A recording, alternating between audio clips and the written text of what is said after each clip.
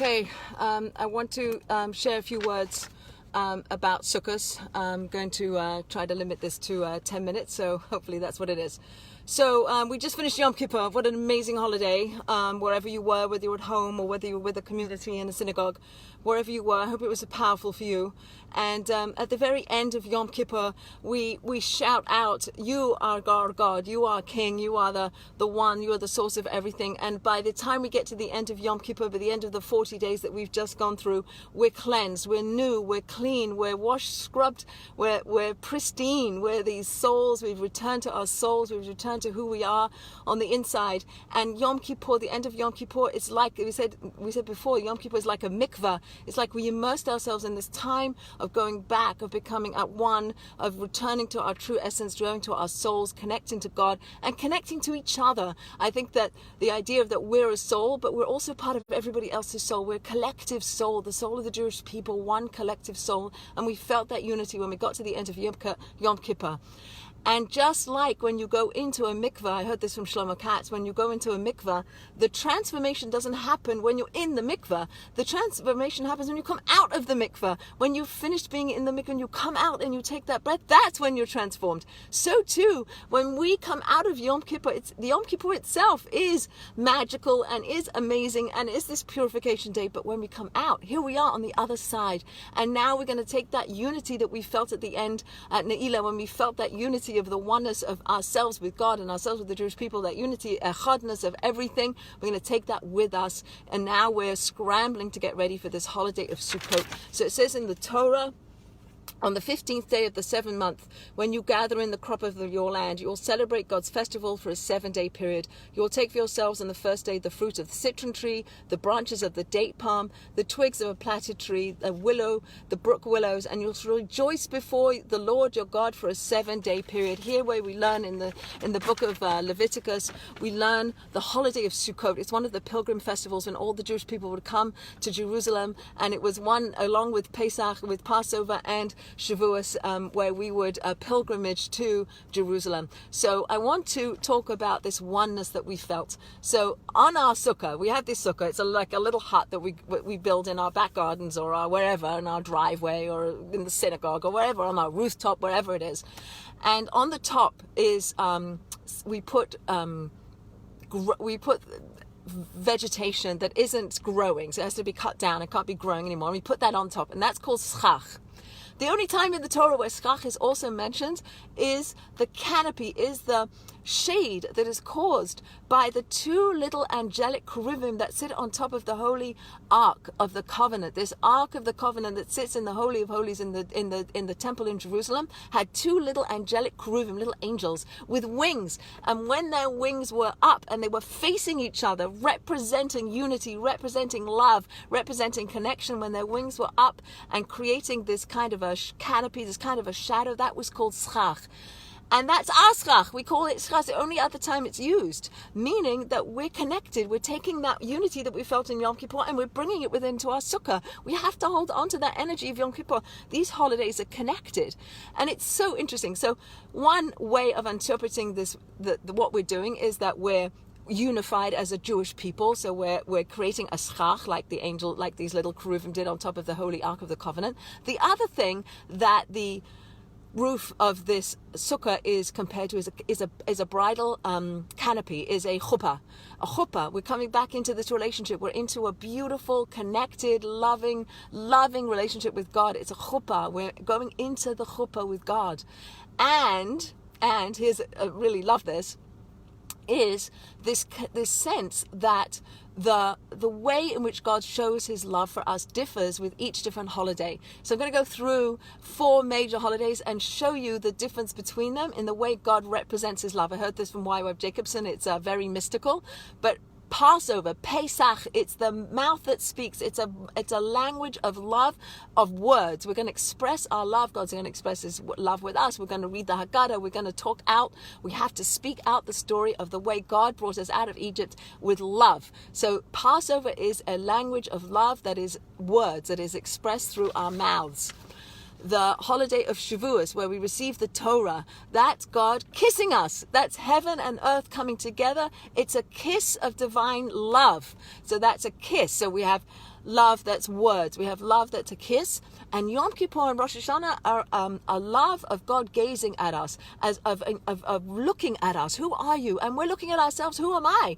What do I want to be? Where am I going? God's looking at us. We're looking at us. It's an introspection. It's a gaze. So those three holidays that I just enumerated, they're a love of frontal love. Like, I'm going to talk to you. I'm going to kiss you. I'm going to look at you with a gaze of love. Those are like in the front. And then Sukkot comes along and it's a hug. It's God saying, I love you, all of you, whoever you are the Jewish people. I'm married to you. You have the chuppah, and I'm married to you, and I'm going to hug you. And if you understand actually the Jewish law as to what constitutes a kosher sukkah, a sukkah that's correctly by Jewish law, it has to have at least 2 walls and a bit. It has to have 2.5 walls. So if you look at our arm, we have one wall that goes from our shoulder to our elbow. That's one wall. We have a wall that goes from our elbow to our wrist, and then we have a bit of a wall which is our head. And so too we build this 2.5 wall structure called a sukkah, and it represents the right arm, the love, the hug that God's giving us. It's a love hug. It's a hug of all of you. I'm taking you all. Don't need to look at you right now. I just need to hold you. I just need to embrace you, front, back, or whatever. I'm holding you. I'm hugging you. And what a beautiful metaphor that is for us to understand what we're doing. We're going in with our whole bodies. Our whole body goes into the sukkah, just like we went into a mikveh, just like when we live in the land of Israel. These are the 3 mitzvot, the three divine commandments that involve our whole body. Going into the sukkah involves our whole body.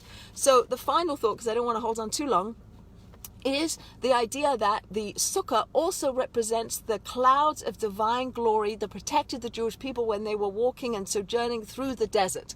So obviously, when we came through the Red Sea and we were in the desert, God brought the clouds to protect us. They protected us from the wind and the rain and the sun and all the elements and all the wild animals and venomous snakes and scorpions and all the things that there were in the desert. These clouds protected us, and we were unaware of the dangers that lurked beyond the clouds because of this divine embrace. Almost like I heard this beautiful saying where it's like God carried us like an eagle, arousing its nest, hovering over its young, spreading its wings and carrying them on its pinions.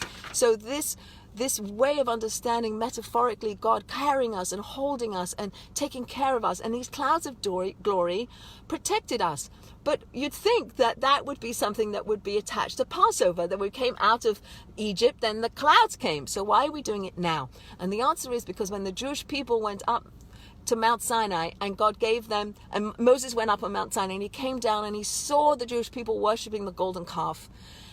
And he smashed the first tablets, if you remember. Then he went back up into the heavens to plead for forgiveness for the Jewish people. And he pleaded and pleaded and pleaded. And the Jewish people went through their atonement, went through their repentance, went through their teshuvah. And God came back down on Moses came back down on Yom Kippur with the second tablets. On Yom Kippur, it was a return of God's love. It was not return of God's love. It was a return of the closeness that we had before. God says, I forgive you. I love you. I'm closer to you than I was before because you've come with your full self. You've gone through that process of teshuvah, and you're closer than you were when you first came out of Egypt. So too, we celebrate the symbolic clouds of glory with our sukkah after Yom Kippur. It has to come right after Yom Kippur because we've gone through the same process that the Jewish people did when the first Yom Kippur, when they were forgiven for the sin of the golden calf. So we're forgiven for everything. We're loved by God. We're a closer connection of love. And we go into our sukkah, represents the return of the protective shielding that God does and has done for all time. So just to wrap this all up, we have the idea of schach, of being like the angelic beings on top of the holy ark in the Holy of Holies in the temple, that these little angelic cherubim, these little angelic beings with their wings above representing the unity of the Jewish people was called schach. So too our schach on our sukkah represents the connection that we all have with each other, which we achieved at the end of Yom Kippur. Yom Kippur being like a mikveh, but the power of the mikveh doesn't happen until we come out of the mikveh, not when we're in the mikveh. We're in the mikveh on Yom Kippur, we came out, here we are on the other side. Now the transformation, when we're going to hold on to that energy, we're going to hold on to that power, we're going to hold on to that unity that we felt with all people, with God. We're going to hold on to that, take it into our sukkah. The chuppah, the sukkah representing a chuppah, the marriage of the Jewish people with God, and finally the clouds of glory that returned after the first Yom Kippur to say to the Jewish people, God has returned his protective shield around us, that he loves us, that he continues to love us and protect us. And here we are. And it's called Zaman Simchastenu. It's the holiday of joy. And the joy comes from that recognition of closeness to God. One final thought. On the 7 days of Sukkot, we welcome 7 mystical guests, 7 ancestors. We welcome Abraham, Isaac, Jacob. We welcome Moses, Aaron, Joseph, and King David. And each day we harp on each one of those, even though every day they all come, representing what we spoke about before in the Kabbalistic Sfirot. On each day we're tapping into the divine energy that filters into this world through the Sfirot, through one of these guests, and we focus on each guest, even though every day all the guests are there. So in our sukkah, our full selves are there. There's much more to say, but this is good for now. We're bringing our full selves into the sukkah. The sukkah itself is a mitzvah to be in the sukkah, so we're bringing ourselves in. We're under the chuppah. We're in the schach. We're under the schach. We're hugged by God, and